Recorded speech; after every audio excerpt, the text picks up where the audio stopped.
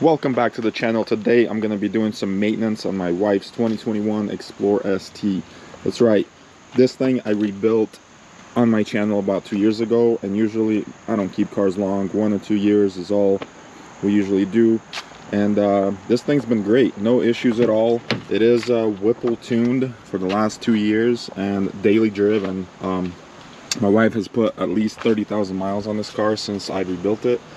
Right now it has 58,000 miles on it. And in the last 30,000 miles or so, all I had to do was change the oil filter and rotate the tires. And that's about it. And this car has been a solid car for the last 2 years and 30,000 miles on it. All I had to do was change oil, which I do about every 4,000 or 5,000 miles on it. You know, it's not even due yet, but I'm about to do it. There's still like 35–40% left of life.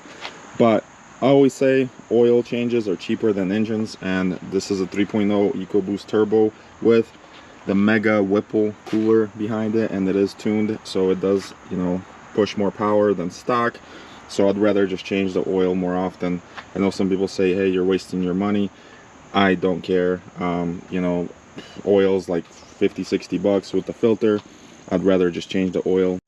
So the maintenance I'm trying to do today is obviously oil change with the filter. There's the part number for the filter.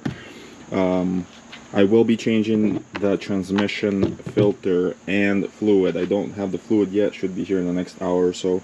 And obviously you can see that I got new brake pads and rotors. Now the pads are still good. I mean, there's still like 50% life remaining, but I hate because when I drive this car and you're doing 70–80 on the highway and then you hit the brakes, the wheel shakes, and I can't stand that. I know I can probably get the rotors turned, but I was able to pick some up locally. They're not Motorcraft. They didn't have Motorcraft in stock, so I got what they had. And then of course new wiper blades.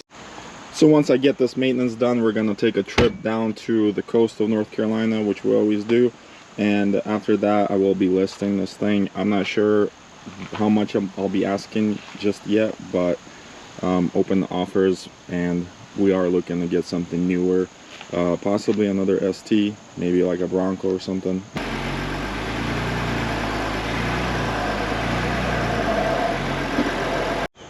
And let's not forget about the AWE catback exhaust that I installed on this thing basically 2 years ago, I think, and there's a video on that. And we also just did one on my neighbor Mike's 2025 Explorer ST with the AWE catback exhaust. So if you haven't seen that video, check it out.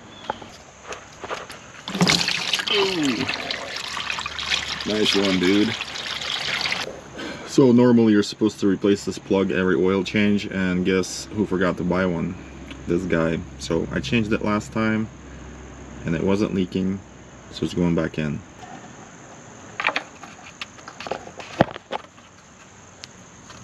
So the filter, the oil filter end is on top of the engine, which is cool. And it's a 1" 1 1/16 socket is what I use. I'm sure there's a special tool. Socket works just fine. The filter does come with 2–3 O-rings, and they basically go in the housing, and I replace them every time because they already come with the filter. You don't have to buy them separate. And why not change them? You know, I'm sure you could get by.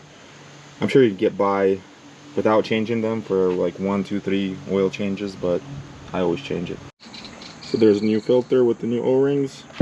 I always look inside the filter a little bit just to see if there's any kind of metal shavings, and it is spotless.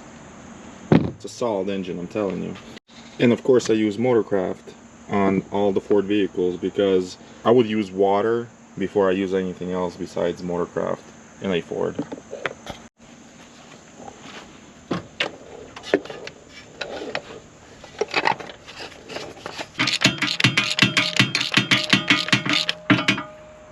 And this unit here takes exactly 6 quarts of motor oil. Can't forget about the pumpkin spice latte. I am running a K&N filter in here for the last last 2 years, I guess. And I usually just check on it and blow it out with air every oil change. And it still looks pretty good. Just need to blow it out with air a little bit and pop it back in.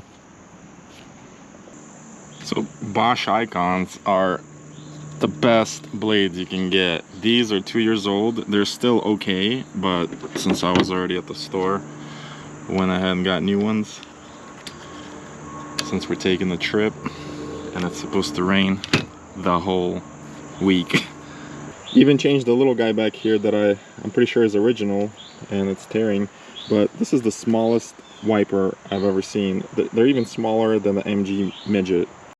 So transmission fluid is here. It takes about 5.5 quarts when you're dropping the pan, changing the filter, and just refilling it. But I think the transmission itself holds about 12 quarts. So, but only 5.5 comes out. And I did end up getting some new spark plugs since it's been about almost 30,000 miles on it since the car's been tuned and rebuilt. Now these plugs are gapped at 0.032. And I'm gonna drop the gap to 0.028. For right now though, I'm gonna focus on replacing the front brakes and rotors.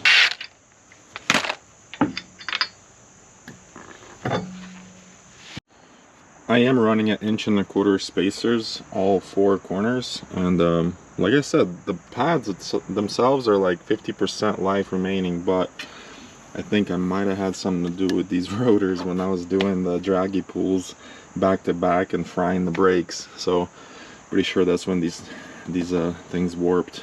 But let's throw the new ones on. Oh, by the way, there is a difference in pads and rotors. Difference are if you have the red calipers, I think the pads are bigger. I guess it's a high performance brakes. And then if you have the black ones or not painted ones, it's a different rotor and pad as well, so keep that in mind.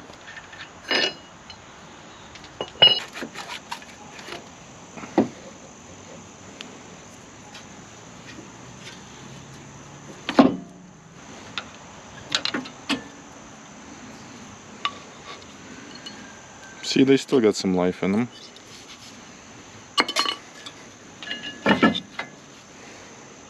Even wear on both sides.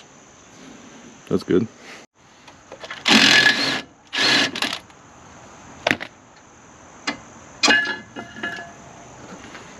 The pins are moving freely. Looks like the axle is throwing some grease, which is a common problem on these, and these axles were both replaced left and right when I rebuilt this car, and it's already throwing grease. I don't like that. But look at that. The guys up north are gonna be jealous the way this thing just got removed.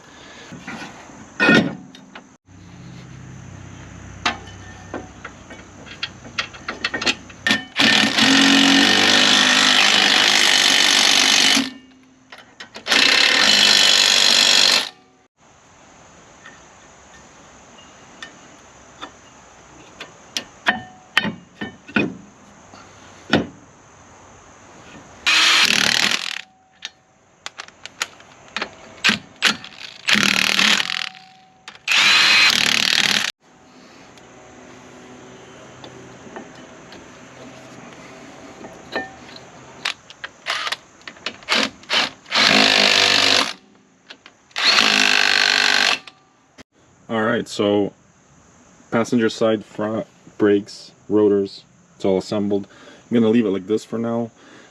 What I mean by that is leave the wheel off because I want to go ahead and pressure wash all this. Get rid of some of this grease. And I might end up replacing the boot eventually. Probably. It looks like probably on both sides. I don't know why. 30,000 miles on these axles. And they're brand new Ford parts. Driver's side axle boot is actually good, and it's all clean here, so it's a good sign. I'll probably just go ahead and replace that passenger side axle after this trip. This is probably going to be the easiest oil pan, transmission oil pan drop ever. On the Expedition F-150 you got to do a lot more, but every single bolt around here is easy access. So this should be quick and easy. And a lot of people are gonna be like, why are you doing this? You only got 58,000 miles on it, blah blah blah. Well, answer is simple. I have no transmission issues and I don't want any in the future. So that being said, I'd rather change the oil filter and the transmission fluid than change the whole transmission later. So there's that.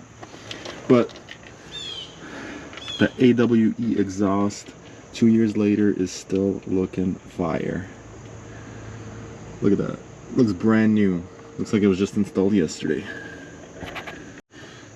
But I don't know why Ford didn't decide to put a plug on this. So that's what sucks, is it's gonna make a little bit of a mess.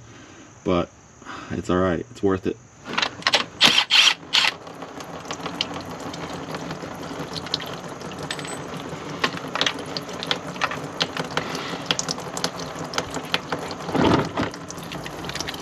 That oil actually looks pretty dark. It's not supposed to look like used diesel oil. It's supposed to be bright red. And guess what it's not? Bright red. Alright, there's the transmission oil pan. Magnets are looking pretty good. That's just normal amount of metal. There's no flakes or anything. It looks spotless, so I'm gonna clean up the oil pan, swap over the new transmission filter, and reassemble. Very simple to do on a Ford Explorer.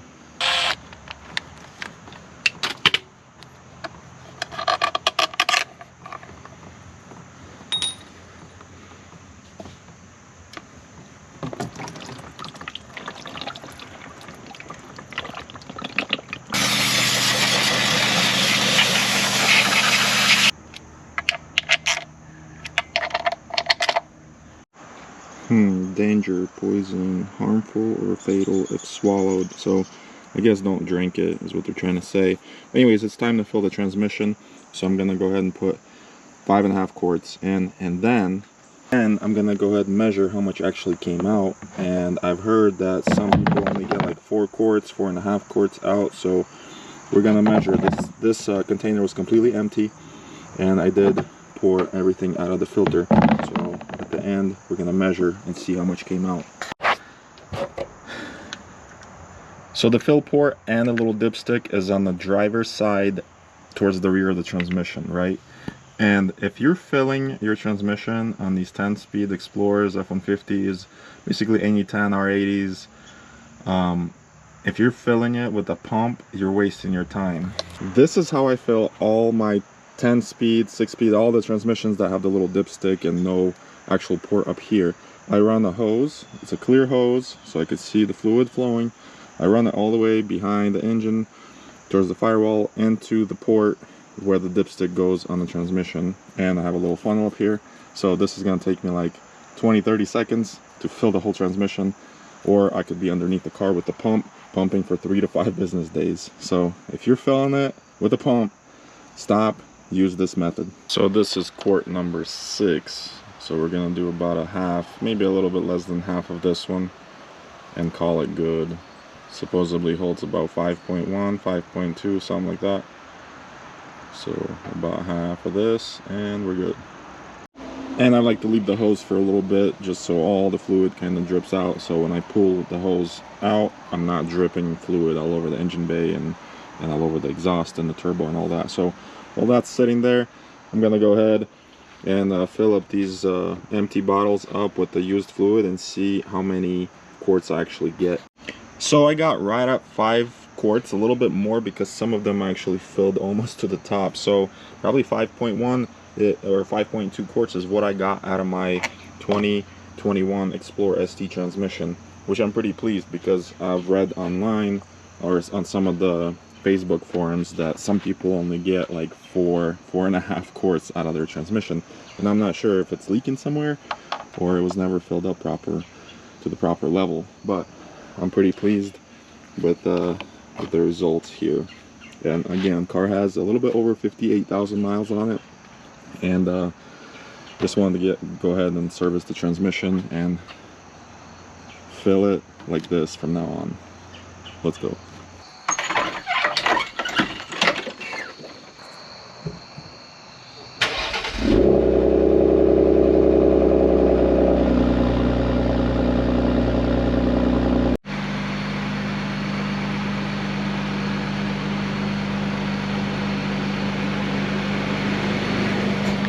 Well, that's gonna complete the service on my wife's 2021 Ford Explorer ST. So I've spent maybe close to $600 on all the parts that you saw me install. That is including the spark plugs that I didn't get a chance to install, which is okay. I'll do that on another day. Just ran out of time today. Also didn't pressure wash anything because I am gonna change that passenger side axle, and then I'll wash everything, clean everything up. So that being said, this thing should be road trip ready.